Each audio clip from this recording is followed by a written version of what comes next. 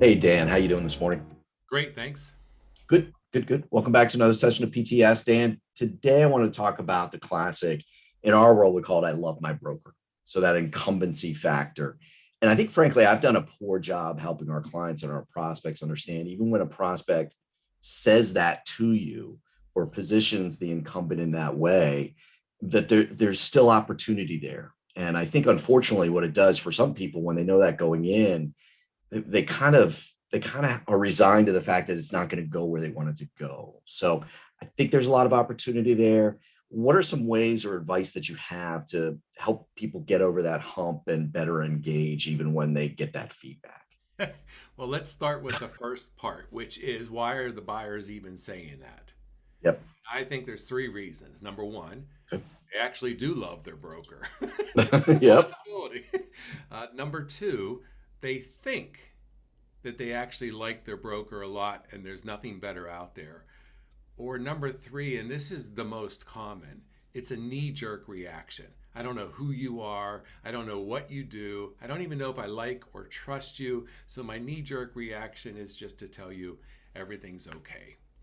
And so when we look at how do we confront that, the first thing we absolutely have to believe is that I'm the best broker and my company is the best one out there. Because if we actually believe that, then we look at all of our competitors, the incumbents, as second rate, so to speak.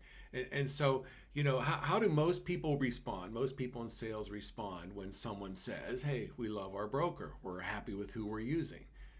Well, most respond with, well, let me tell you how we do things, what Yeah. makes us so good. Could you imagine, John, if you tried something a little different and someone said, "Hey, we're already happy with who we're using," and instead we responded with something like, "Well, this is going to be a short meeting. Hey, before we end this meeting, can I ask you a question?" And then you go into some of the technique we've talked about before, like the 30-second commercial. So those are some things that could really help with this.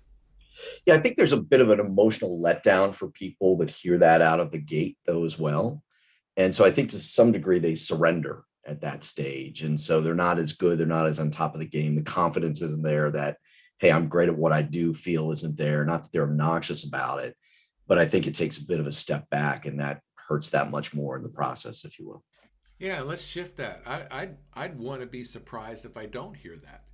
There you go. So go in expecting that that's the comment you're going to hear, and then be pleasantly surprised if you don't. Yeah, because our phrase is always look, if somebody's that upset or there's that much dysfunction going on, they don't wait for you to call, they go outbound looking. So that's just the reality to business. Totally agree.